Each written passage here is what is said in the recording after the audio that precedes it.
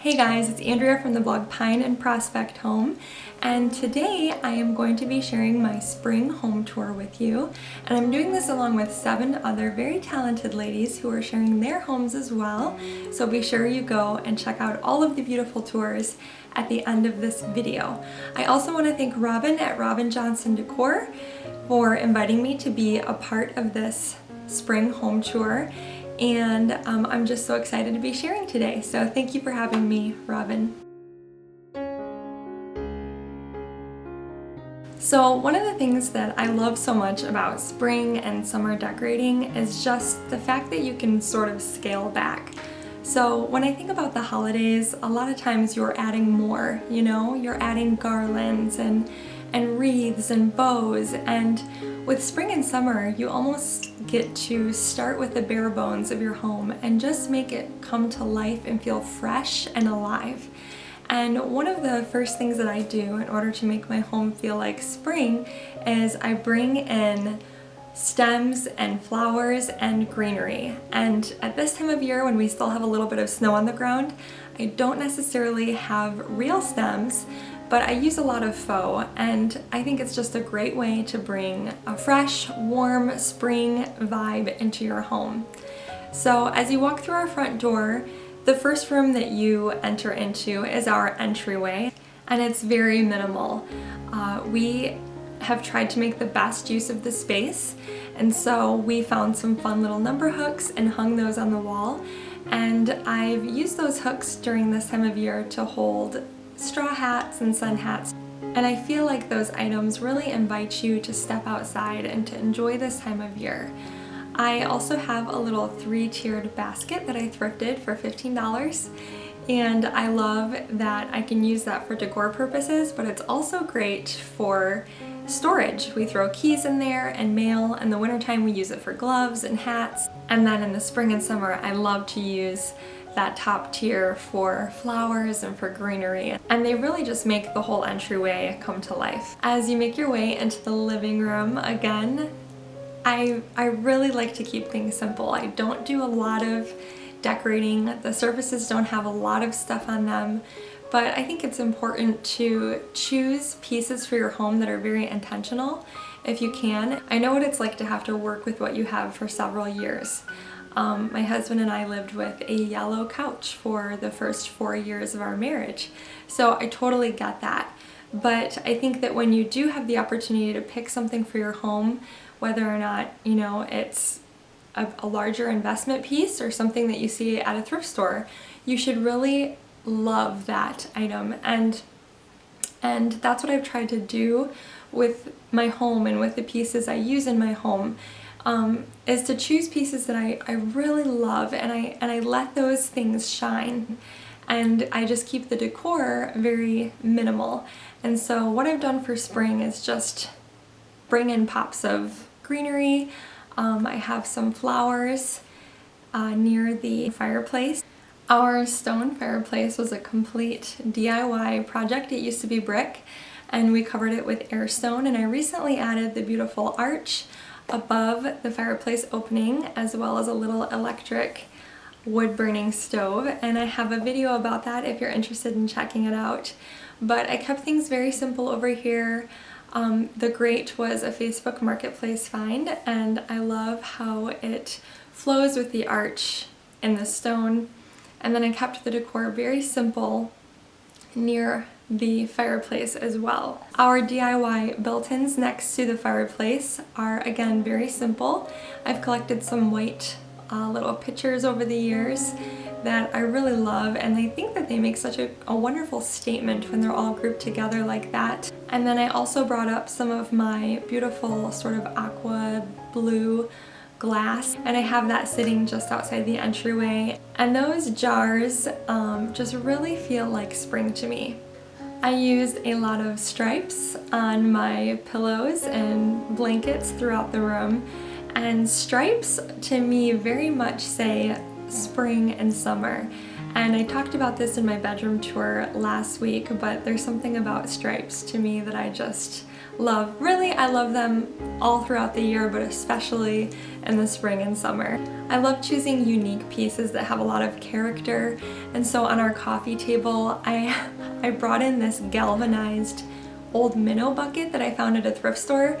And again, that galvanized metal is something that reminds me of an old watering can, which reminds me of spring.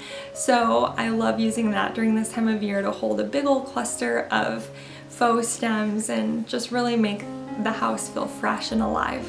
In one corner of our living room, I recently hung a print that I found at an estate sale last summer. It was $7. And I just fell in love with the colors on this print. It's a picture of some cows drinking out of a stream, and I was so drawn to it. Just these beautiful green and blue colors, and it was just so beautiful to me, and one corner of it was damaged, so I chose to pull it out of the frame that it was in and put a white mat around it, and I think it still gives that vintage feel, but it's also a little bit cleaner now in a newer frame.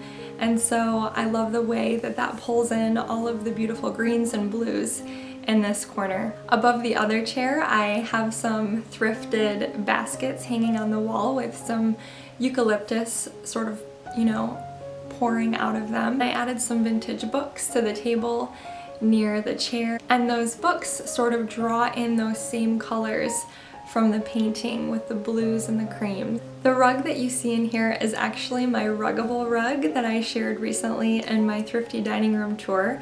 I have sort of a funny story about that. So I ordered a new rug for my living room, and I was very excited about it, and I decided to sell my old rug while I was waiting for the new rug to arrive. And I sold the rug very quickly. The new one came and I didn't end up liking it, so I should have known better. I don't know why I did that, but learn from my mistakes and don't do the same thing, because then I didn't have a rug for in here. So in the meantime, while I search for the perfect living room rug, I'm stealing the rug from our dining room, and we are without a rug in the dining room, which is totally fine because, you know, we have beautiful wood floors, and if anything spills, it's not a big deal, but we definitely wanted something cozy under our feet in the living space. So after I stole the rug out of the dining room, I was moving the table back into place, and I just stopped for a second and looked at it, and it was turned sort of completely opposite of the way it was before. So looking into the dining room, you're now seeing the side of the table instead of the end of the table. And for some reason, it really spoke to me. And if you follow me on Instagram, I showed it in stories, and I had a pretty positive response from people. I actually threw a little poll up, and like 80% of people said they loved it, 20% said I was crazy, put it back the way that it was. So, you know, I think that's what's so much fun about home decor, is that sometimes we're so scared to change things or to move furniture around, and really, like, why not? Why not just try it, you know? And so that's sort of my theory. I really don't know if I'm gonna love something unless I try it. And it's not just about trying it for, you know, 5 minutes and then moving it back because you're nervous that it's just too different. It's about living with it, just living with the flow of the space. It's been this way for about a week, and it's still like kind of weird to me. I'm still trying to get used to it, and I don't know that it's gonna stay this way forever, but I really do love the view looking into the dining room and just seeing the full table. I feel like you can really see the beauty of the table so much more now than what you could before. The only issue with this layout is the dresser. I put that dresser that was a garage sale find, by the way. I've had it for years now, and I repainted it, but it used to be under the mirror, and I slid it over under the basket that was on the wall, and it kind of blocks off your entry into the bathroom over there. So it's a little bit tight, and that's pretty much the main issue with this layout. So like I said, it's fun to change things up. It's fun to change things around, especially this time of year with spring and cleaning and, you know, organizing and purging. for me, when I move furniture around, it just gives me life. It's like, it's therapeutic for me.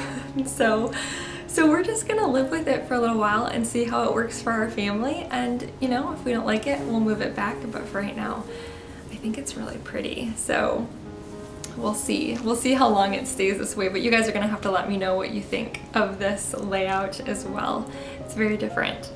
So after you walk through the dining room, you enter into our kitchen, and our kitchen, we were very blessed with all of those, you know, expensive parts of a kitchen. The countertops, the cupboards, the appliances, they were all there when we moved in.